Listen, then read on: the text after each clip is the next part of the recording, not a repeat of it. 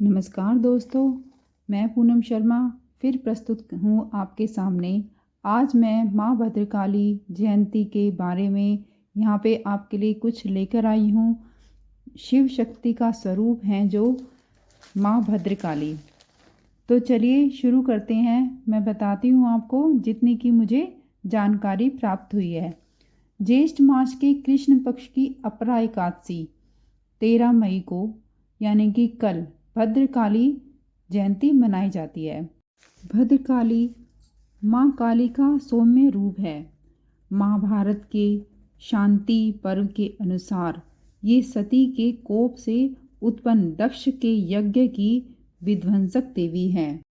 भद्रकाली युद्ध की देवी है। केरल में इन्हें करियम काली देवी के नाम से जाना जाता है, जो किसी भी व्यक्ति के भाग्य को बदलने की शक्ति रखती हैं। माँ भद्रकाली के 4 रूप हैं: दक्षजित, महिषजित, रुरुजित और दारिकजित। इनके हर स्वरूप की एक कहानी है। तो चलिए सबसे पहले दक्षजित की कहानी सुनाती हूँ मैं आपको। शिव वायु पुराण तथा महाभारत के कथाओं के अनुसार शिव की पत्नी सती ने अपने पिता दक्ष की यज्ञ अग्नि में खुद को भस्म कर लिया।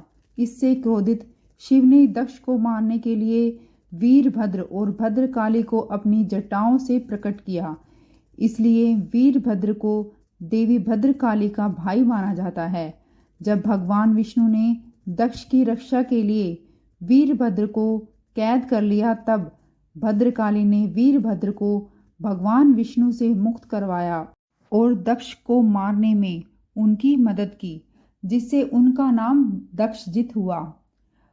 अब आगे बढ़ते हुए महिषाजित की कहानी सुनते हैं। कालिका पुराण में वर्णन है कि त्रेता युग में भद्रकाली महिषासुर का वध करने के लिए प्रकट हुई थी।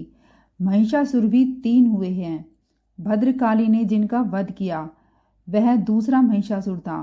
तीसरे महिषासुर ने जानना चाहा कि उसकी मृत्यु कैसे होगी, तो उसे गौर वर्ण भद्रकाली के दर्शन हुए, जो पूर्व जन्म में क्षीर सागर से प्रकट हुई थी, और देवी ने उसे वचन दिया था कि वह 18 भुजाओं वाली महिषासुर मर्दिनी के रूप में जन्म लेगी और उनका वध करेगी। देवी का यह रूप महिषाजित है। आगे मैं सुनाती हूँ आपको रुरुजित की कहानी। वराह पुराण के अनुसार जब देवी रौद्री पार्वती का एक रूप नीली पर्वत की तलहटी में ध्यान कर रही थी, उन्होंने राक्षस रुरु के अत्याचार से पीड़ित देवताओं को दयनीय दशा देखी, तो उनके क्रोध की चिंगारी से भद्रकाली का जन्म हुआ। रुरु का वध करने के कारण उन्हें रुरुजित नाम मिला। अब मैं सुनाती हूँ आपको दारिकजित की कहानी। केरल में देवी की पूजा ज़्यादातर दारिकाजित के रूप में की जाती है, जिसका अर्थ है दारिका का वध करने वाली। मार्कंडेय पुराण के अनुसार दारिका असुर ने शक्ति के मद में चूर होकर तीनों लोकों में आतंक मचा दिया था। दारिका के बुरे कर्मों को देखकर शिव ने अपना तीसरा नेत्र खोलकर भद्रकाली को प्रकट किया। इसलिए देवी को शिव की पुत्री भी कहा जाता है। भद्रकाली ने दारिका को मारने के लिए एक बेताल को अपनी सवारी बनाया और उनका वध कर दिया। हालांकि दारिका का वध करने पर उनका गुस्सा शांत नहीं हुआ, इसलिए देवताओं ने शिव से उन्हें शांत करने के लिए कहा। भगवान शिव शिशु रूप में उनके मार्ग में लेट गए। इससे काली की मार्ग प्रकृति जागृत हुई और वह शांत होकर उस स्थान पर बस गई। कुरुक्षेत्र में मां भद्रकाली का देवी कूप मंदिर 51 शक्तिपीठों में से एक माना जाता है।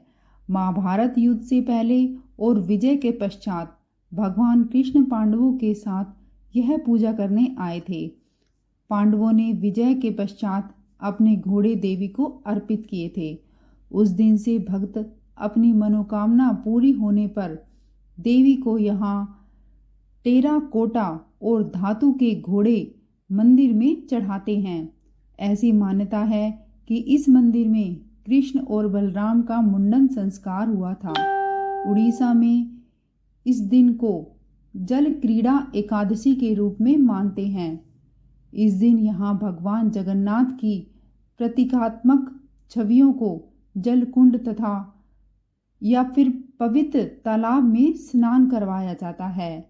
ये थी महाभद्रकाली की कहानी।